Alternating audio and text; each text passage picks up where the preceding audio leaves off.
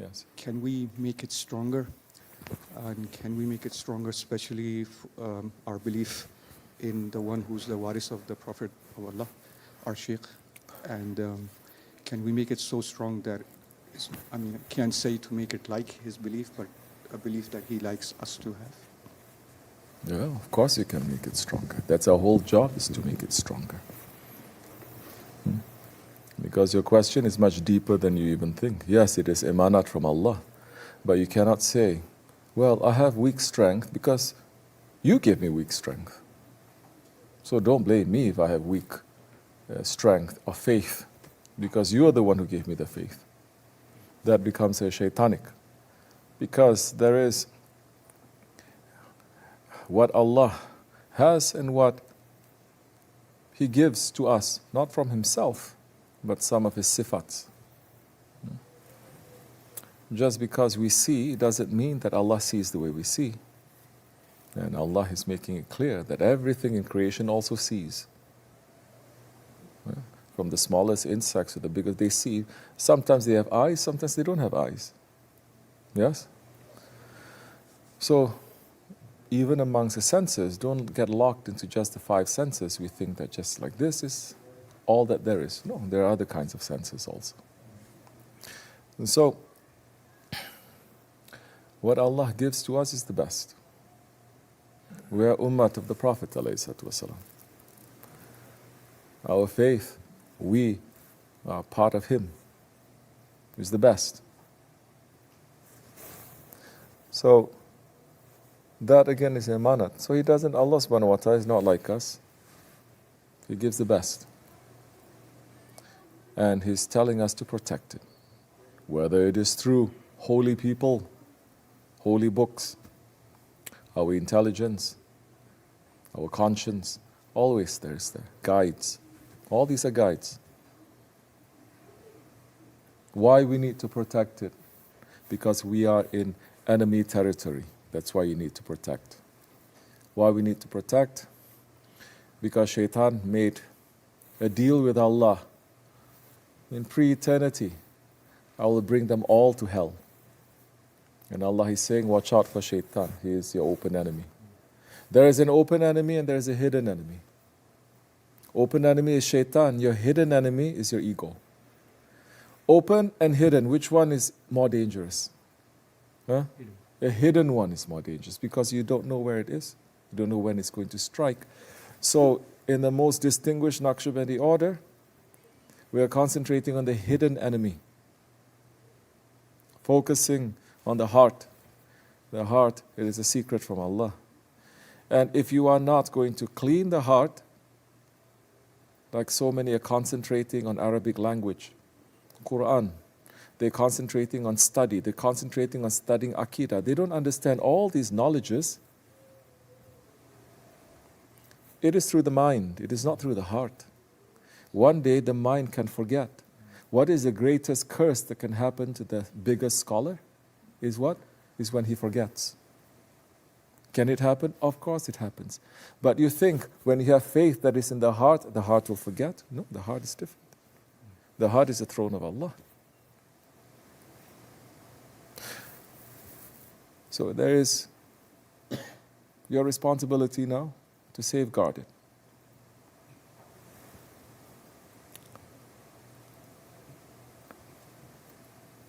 Your shahadat, save it, protect it. With your salah, you just have shahadat, you don't have your salah. Your shahadat is very weak, it's always under attack. You have your salah, you pray, but you don't fast. Your prayer will get very weak. Prayer is nothing. You're fasting. But so easy to go without food and water, but so difficult for man now to say, I earn, I have it, why I have to give it to others? Why I have to give tax? Now, for a believer to even say why I have to give tax is denying that Allah is Razak. Allah is the one who gives you everything. You are not the one earning. This is not your right. Allah is the one who gives. You're protecting now. You're protecting with your zakat now. Now you claim so many things. You go up and down. You go hajj back and you go fasting. You do so many things. But now when it comes to helping this one, especially for man, the dunya, you don't want to give. And you give. Now you give. Now you have everything now. Hajj is there. And hajj is what? Give everything up now. Your family, everything up now. Wear the shroud. Leave everything and come to Allah, a rehearsal of Judgment Day. You still say, I don't want to, I'm bringing there. Then that time you're not ready to meet Allah. Your labbaik does not count. Because you're not saying, here I am. You're saying, here I am, but also my dunya, but also my ego, but also my shaitan, but also my everything. No, Allah says, come to me alone. Leave everything. Now when it comes to love, you have your Islam, and it's to protect your faith, your iman.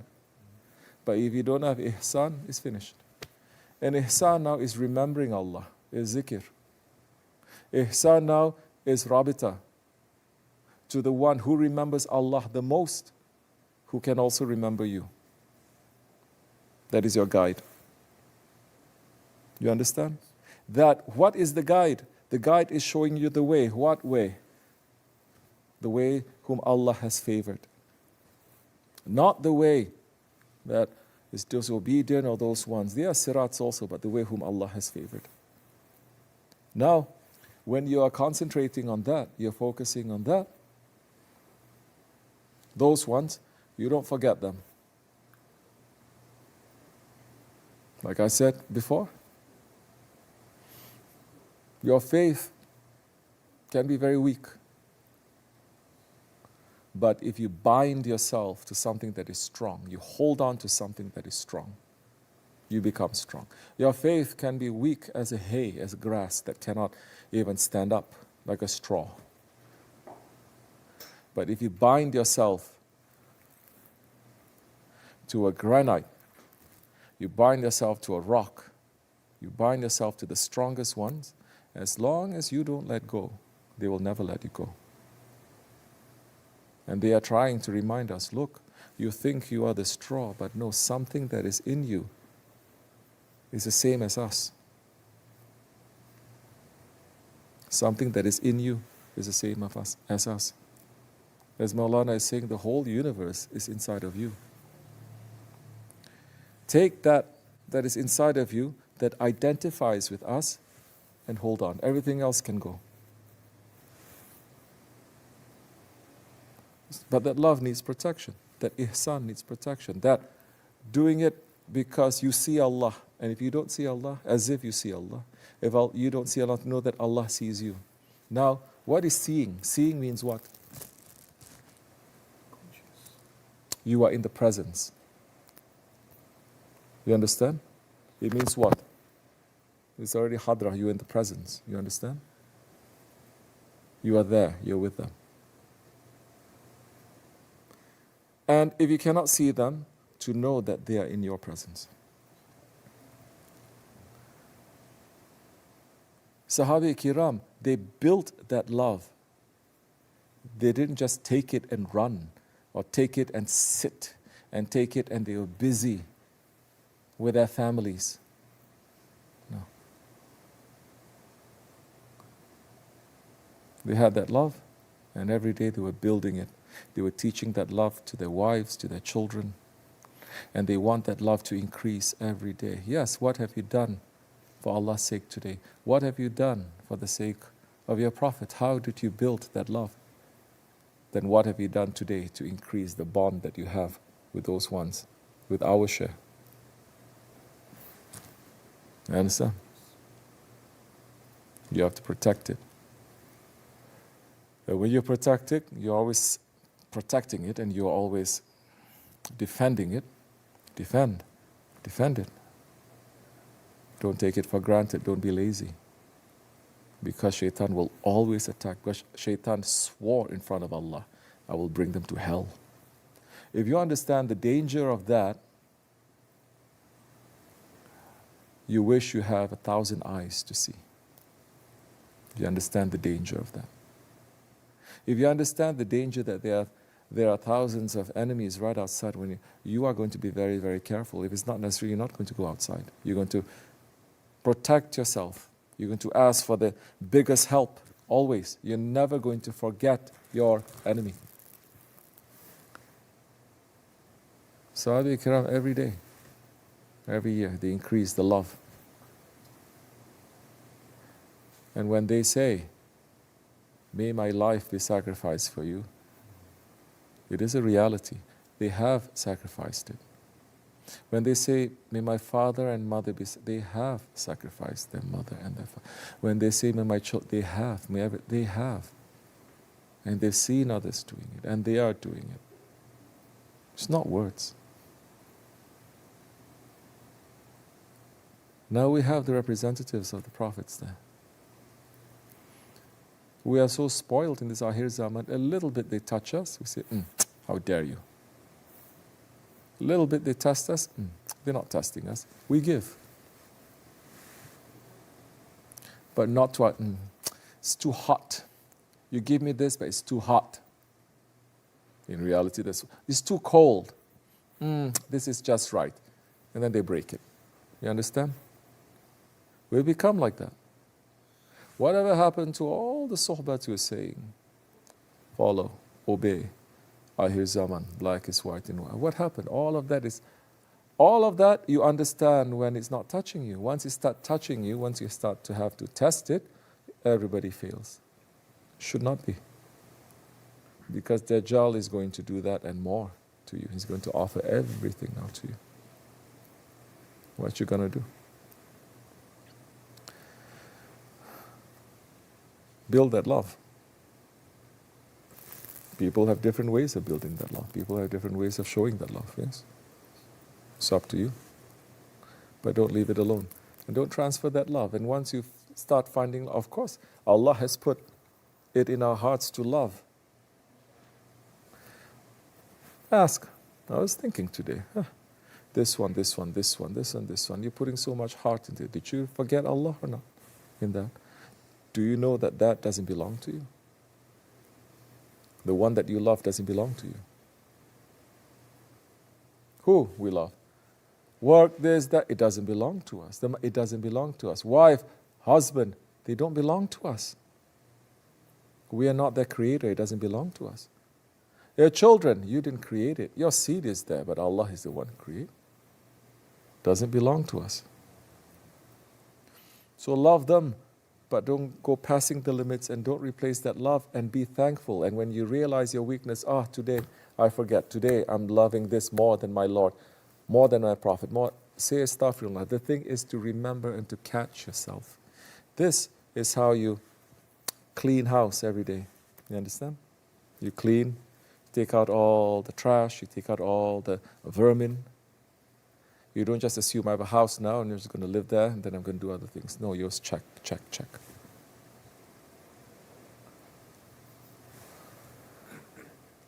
Otherwise, it's not going to work. Your love is going to get very weak. And shaitan is always attacking. The enemy is always attacking. Of course, these days when we talk about loving your guide, immediately people say, it's a cult. They say this is too much, this is extreme.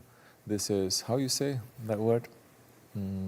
It's one word that they use nice Arabic terms. They like it. People get very impressed by Arabic, you know. Extreme love. Ghulu. That's one. There's another one that they use also. They say, cannot be. Don't be. No, it's Allah. Still a human being. People coming up and saying, I believe in sheikhs, but they're still human beings, right? They still can make mistakes, right? I say, yes, you are right. Aren't you a human being also? Yeah, of course. Now, you're a human being, and they are human beings. You think you're the same? If they can make mistakes, how many mistakes you can make? That's why they're saying they are like red sulfur, they're like diamonds. Yes, men are stone, but they are highest level stone. We never say they are Allah. But to even think like that, why don't you say that of the Prophet too? Why not?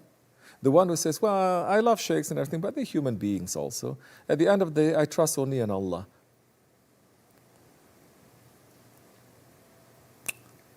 Why don't you say that to the Prophet too? Why no Sahabi has said that to the Prophet? You know what? I believe in Allah. Thank you, mashallah. Allah razı olsun for giving us shahadat. But you are a human being. You can make mistakes, so I trust only in Allah.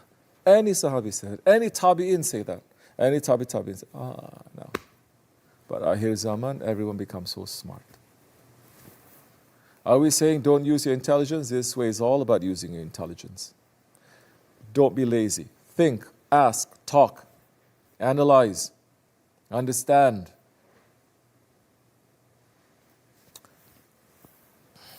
Understand. If it's really trying to understand, is it stubbornness? Are you really asking questions, or is it your ego?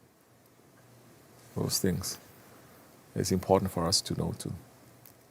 Otherwise, just like Shaitan, he's saying, I'm not disobedient, I'm just stating a fact. You understand? I'm not disobedient to Allah, I'm just stating a fact. The fact is, this is clay and I'm fire. I'm not being disobedient, I'm just saying, Allah is the one I'm going to make prostration to, not to this piece of earth. MashaAllah. So, we run away from shaitan and shaitanic qualities like that. The qualities of a believer. Sami'na wa ta'ana. That's why the ayat of Amana Rasul, it is very important in our way. And if you didn't hear this before, let me say it again. Recite it at least once a day. You can recite it after every prayer, the last couple of ayats in Surah Al-Baqarah. Recite it. Shaykh Efendi is saying, all the ayats Allah sent to the Holy Prophet ﷺ, through the Archangel Jibreel ﷺ, but the ayat of Amana Rasul, Allah gave directly to the Prophet ﷺ. I'm not talking about orders. Something, oh, what about the order? And that's orders. To pray it is an order. Wahi, it is different. But the Amana Rasul, the ayat of that we recite, Allah gave directly to the Prophet ﷺ. And it's talking about the belief of who? Of the prophets and the Rasuls and those who believe. This is not about studying. They believe in all of them. They say what? We hear and we obey and we ask for forgiveness and we return to you.